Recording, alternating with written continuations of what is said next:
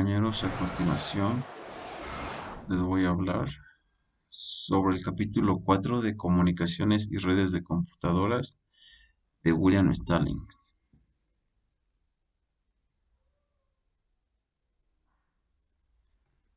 Los medios de transmisión.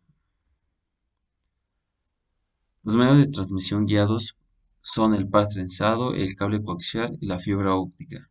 Los medios de transmisión que sirven para transportar información se pueden clasificar en guiados y no guiados. Un medio guiado es aquel que proporciona un camino físico a través del cual la señal se puede transmitir. Un ejemplo de esto es el par trenzado, el cable coaxial y la fibra óptica. Los medios no guiados son aquellos que utilizan una antena para transmitir a través del aire, el vacío, el agua. Un ejemplo de eso sería, por ejemplo, el infrarrojo, las antenas. Otra nota, aquí les voy a mostrar lo que son las notas importantes para mí sobre el capítulo 4. Tradicionalmente el par trenzado ha sido el medio más común para la comunicación de cualquier tipo. El cable coaxial ayuda a tener mejores velocidades de transmisión para mayores distancias, y esta es la razón de la cual se utiliza en redes de área local de alta velocidad. La fibra óptica tiene mucho mejor capacidad, por la cual está reemplazando a la coaxial, ocupando así la mayor parte del mercado de las redes LAN. La difusión por radio, las microondas terrestres y los satélites son las técnicas que se utilizan en las transmisiones no guiadas. Hoy en día, aún se suelen utilizar el infrarrojo en alguna que otra red LAN. En el diseño de un sistema de transmisión, se espera que tanto la distancia como la velocidad de transmisión sean lo más grandes posibles. Hay una serie de factores que están muy relacionados con el medio de transmisión y con la señal que determinan tanto la distancia como la velocidad de la transmisión: el ancho de banda, las dificultades de transmisión, las interferencias y el número de receptores. Les voy a hablar ahora sobre el par trenzado. El par trenzado es el medio guiado más económico y a la vez más usado por muchos. El par consiste en dos cables de cobre embutidos en un aislante entrecruzado en forma de una espiral. Cada par de cables constituye solo un enlace de comunicación.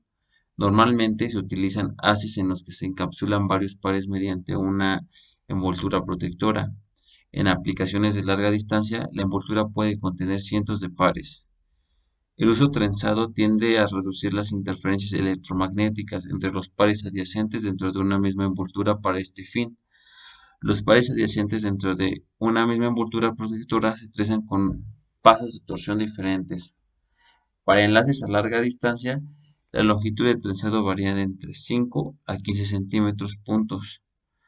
Los conductores que forman el par tienen un grosor que varía entre los 0.4 y los 0.9 milímetros. El par trenzado hoy en día se puede utilizar tanto para las señales analógicas como digitales, y es uno de los métodos más usados por las redes de la telefonía. Una nota importante aquí es que los cables de par se pueden usar para transmitir tanto señales analógicas como señales digitales. Para señales analógicas se necesita una serie de amplificadores cada 5 o 6 kilómetros. Para una transmisión digital, usando tanto señales analógicas como digitales, se requieren repetidores cada 2 o 3 kilómetros. Existen dos tipos de pares, que son los pares apantallados y sin apantallar.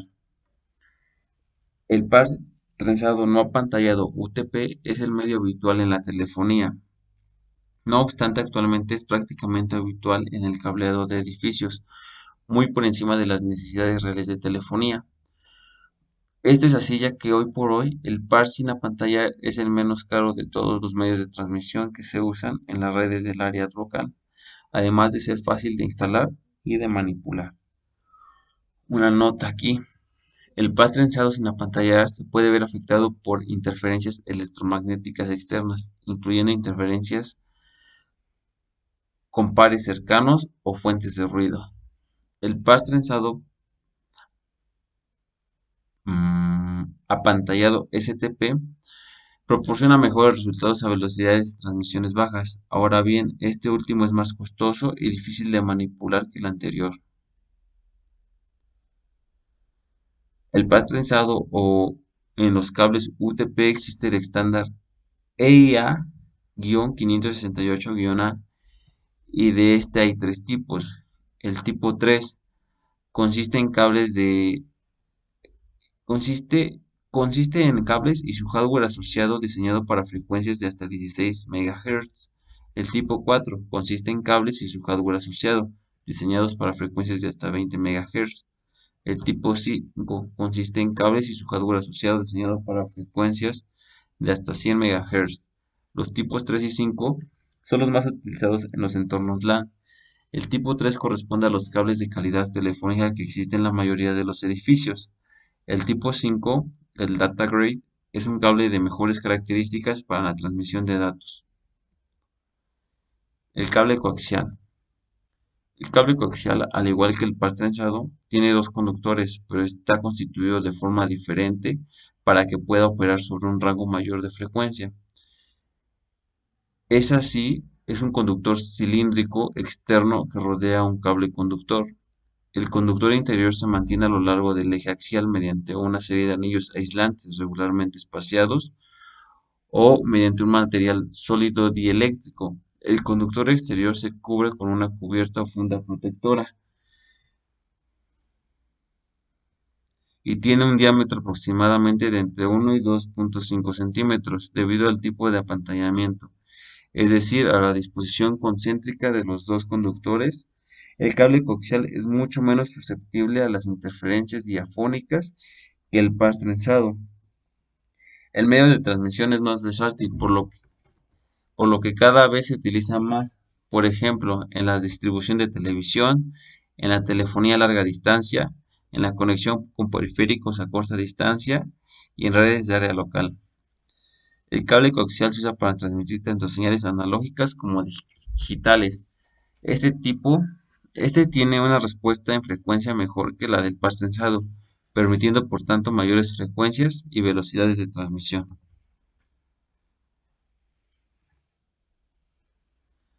La fibra óptica.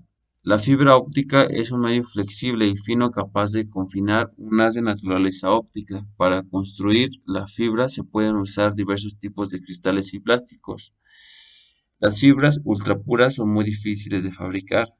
Las fibras de cristal multicomponente son más económicas y las fibras de plástico tienen todavía un menor coste y se puede utilizar para enlaces de distancias cortas. Un cable de fibra óptica tiene una forma cilíndrica y está formado por tres secciones concéntricas: el núcleo, el revestimiento y la cubierta. La capa más exterior que envuelve a uno o varios revestimientos es la cubierta, que está hecha de plásticos y otros materiales dispuestos en capas para proporcionar una protección. Esto ayuda a que no se moje, a que no tenga aplastamientos o algún otro tipo de problema. El núcleo es la sección más interna y está constituido por una o varias hebras o fibras muy afinadas de cristales o plásticos en su diámetro de entre 8 y 10 milímetros. Cada fibra está rodeada por su propio revestimiento, que es sino un otro cristal o plástico con propiedades ópticas distintas. Uno de los avances tecnológicos más significativos en la transmisión de datos ha sido el desarrollo de los sistemas de comunicación de fibra óptica. La fibra disfruta de una gran aceptación para las telecomunicaciones a larga distancia, siendo la más utilizada para aplicaciones militares. Aquí quiero aclarar un punto. Hoy en día se están empezando a utilizar aún más para fines militares que años anteriores. Las características diferenciales de la fibra óptica frente al cable coaxial y el par trenzado son de que es de mayor capacidad, de menor tamaño, peso y atenuación menor, el aislamiento electromagnético y mayor separación entre repetidores. Las cinco aplicaciones importantes de la fibra óptica son la transmisión a una larga distancia, a un área metropolitana, acceso a áreas rurales, bucles de abonado y redes de área local.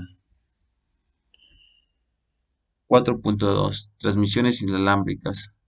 Microondas terrestres, microondas por satélite, ondas de radio y infrarrojos. La antena más común en las microondas es de tipo parabólico. El tamaño típico es de un diámetro de 3 metros. Esta antena se fija rápidamente y en este caso el haz estrecho debe de estar perfectamente enfocado hacia la antena receptora, que se sitúa a una altura apreciable sobre el nivel del suelo para evitar posibles obstáculos en la transmisión.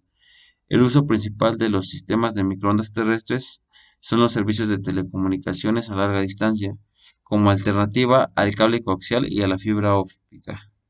El rango de las microondas cubre una parte sustancial del espectro electromagnético y la banda de frecuencia está comprendida entre 2 y 40 GHz. Cuanto a mayor sea la frecuencia, mayor es el ancho de banda potencial y por tanto es mayor posible la velocidad de transmisión. Microondas por satélite. Un satélite de comunicación esencialmente es una estación que retransmite microondas y se usa como un enlace de entre dos o más receptores o transmisores terrestres, denominados como estaciones base.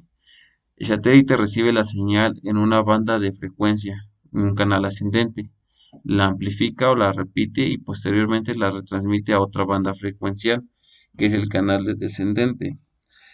Cada satélite geoestacionario opera en una serie de bandas de frecuencias llamada transponder channels o simplemente transponders. Para que un satélite de comunicación funcione con eficiencia, generalmente se exige que se mantenga en una órbita geoestacionaria, es decir, que mantenga su posición respecto a la Tierra. La comunicación vía satélite ha sido una revolución tecnológica de igual magnitud que la desencadenada por la fibra óptica y se utiliza en la difusión de televisión, la transmisión de telefonía a larga distancia y redes privadas. Debido a que los satélites son multidestinos, por naturaleza su utilización es muy adecuada para la distribución de televisión. Ondas de radio. La diferencia más apreciable entre las microondas y las ondas de radio es que estas últimas son omnidireccionales, mientras que las primeras tienen un diagrama de radiación mucho más direccional. Las ondas de radio no necesitan antena parabólica ni necesitan que dichas antenas estén instaladas sobre una plataforma rígida para estar alineadas. Con el término radio, de una manera poco precisa hace referencia a las frecuencias desde 3 kHz hasta 300 GHz. El rango de frecuencia comprendido entre 30 MHz y 1 GHz es muy adecuado para la difusión simultánea de varios destinos. Los infrarrojos. Las comunicaciones mediante infrarrojos se llevan a cabo mediante los transmisores y receptores que modulan la luz infrarroja no coherente. Los transceivers deben de estar alineados directamente o mediante la reflexión en una superficie coloreada, como puede ser el techo de una habitación. Una diferencia significativa entre la transmisión de rayos infrarrojos y la de microondas es que los primeros no pueden atravesar las paredes, por tanto los problemas de seguridad y de interferencia aparecen en las microondas y no se presentan en este tipo de transmisiones.